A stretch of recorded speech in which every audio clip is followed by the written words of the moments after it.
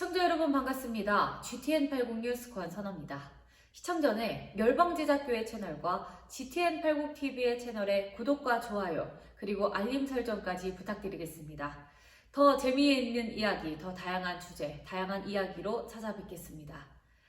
첫 번째 팔국 소식 먼저 전해드리겠습니다. 더불어민주당이 22대 국회에서 원구성 협상에 따라 17개 상임위원장을 모두 가져와야 한다는 주장이 나오고 있습니다. 21대 국회 전반기에 민주당이 17개 상임위원장을 모두 가져온 전례가 재현될 수 있다는 우려가 제기되고 있는데요.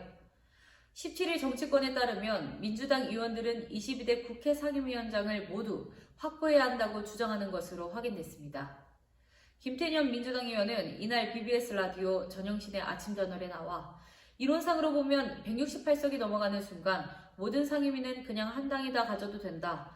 그래도 국회는 돌아간다며 의장은 한 당, 법사위는 두 당 이렇게 정해져 있는 것이 아니라 특정 정당이 모든 상임위에서 과반을 확보하지 못했을 경우 원활한 국회 운영을 위해 상임위 배분을 했던 것이라고 강조했습니다. 홍익표 민주당 원내대표도 MBC 라디오 김종배의 시선 집중에 나와 현재와 같은 상임위 구조라면 법사위원장을 가진 민주당이 맡는 게 맞다며 아울러 운영위 역시 다수당이 책임지고 있는 게 맞다고 말했습니다. 민주당이 모든 상임위를 독식해야 한다는 주장이 나오면서 여야 간의 대치는 불가피할 전망입니다. 이에 6월 중 국회의원 구성 협상 타결은 어려울 것이라는 전망이 나옵니다. 국회 법상 임시의 첫 본회의는 임기 개시 후 7일 안에 열도록 규정되어 있지만 유명무실한 상태입니다. 다음 소식입니다.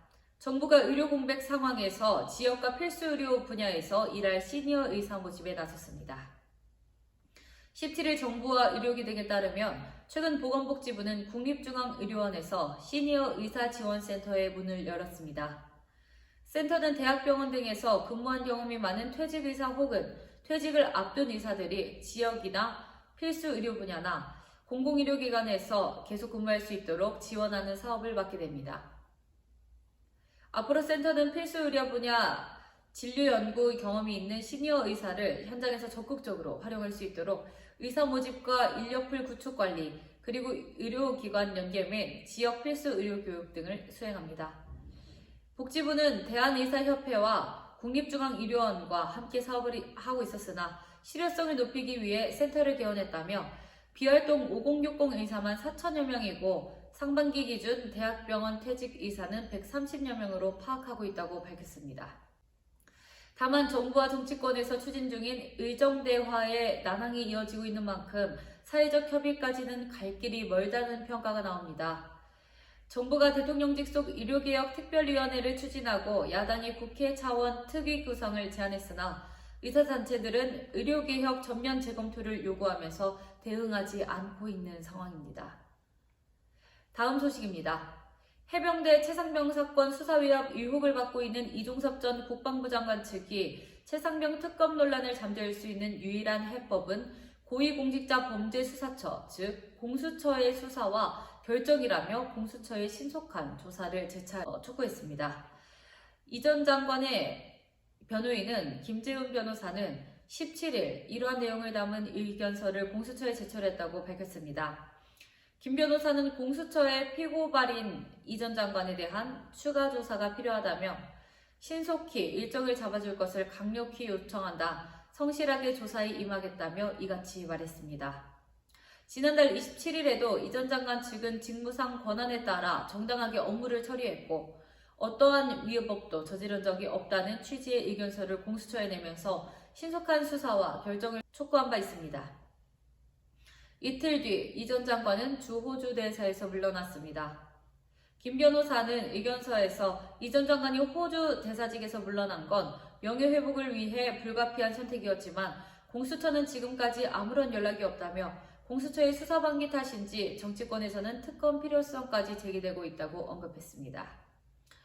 이어 현재 수사가 진행 중인 최상병 순직 사건에 대한 특검은 특검 제도의 취지에 비춰 적절하지 않다며 정치권에서 특검을 추진하기 전에 신속한 수사와 결정으로 그 논란을 불식시켜주기를 간곡히 요청한다고 강조했습니다.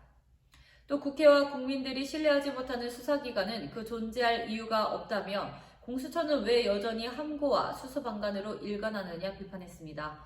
그러면서 이 전 장관은 대통령으로부터 사단장을 빼라는 지시를 받은 사실이 없고 의혹은 터무니없는 정치 공세에 불과하다며 민주당의 고발 내용은 그 자체로 논리무순이라고 지적했습니다. 다음 소식입니다. 중국의 과잉 생산과 불공정 무역행위가 글로벌 공급망과 궤도국 생산 생태계를 파괴하고 있다는 우려가 제기되고 있습니다. 특히 중국은 지난 2001년 세계무역기구 WTO 가입 이래 글로벌 제조업 강국들의 OEM, 즉 주문자 상표 부착 제조 방식의 주문 방식으로 생산 노하우와 글로벌 공급망을 통한 판매로 지난 20년간 제조업 분야에서 괄목할 만한 성장을 이룩했으며 이는 세계 성장에 큰 영향을 미쳤습니다. 그러나 이러한 성장에는 부작용이 따르고 있으며 특히 최근 들어와 중국의 과잉 생산과 불공정 무역 행위가 글로벌 경제 및 생태계에 부정적인 영향을 미치고 있다는 우려가 커진 것입니다. 이어 이 같은 조치에는 우리 경제에 부정적인 영향을 미치고 있는 중국의 불공정 행위에 대해 한층 효과적인 대응 방안이 포함된다며 우리는 수년 동안 중국의 제어를 받지 않는 비시장 정책과 행위가 철강과 알루미늄, 태양광, 배터리, 전기차, 핵심 광물 등 광범위한 분야에서 미국에 미치는 영향을 목도해왔다고 지적했습니다. 이와 함께 타이 대표는 의존성과 취약성을 줄이고 공급망을 강화하는 것이 올해 USTR의 주된 우선순위라고 강조했습니다. 또한 그는 중국의 과잉 생산과 불공정 무역 행위는 단순히 경제적인 문제가 아니라 환경과 사회적인 문제까지 영향을 미치고 있으며 이에 대한 해결책은 글로벌 차원에서의 협력과 중국을 포함한 모든 국가들의 적극적인 노력이 필수적이다. 이러한 노력 없이는 글로벌 공급망과 궤도국 생산 생태계의 파괴는 계속될 수밖에 없다는 전망입니다. 이상 GTN80 뉴스 권선아였습니다. 감사합니다.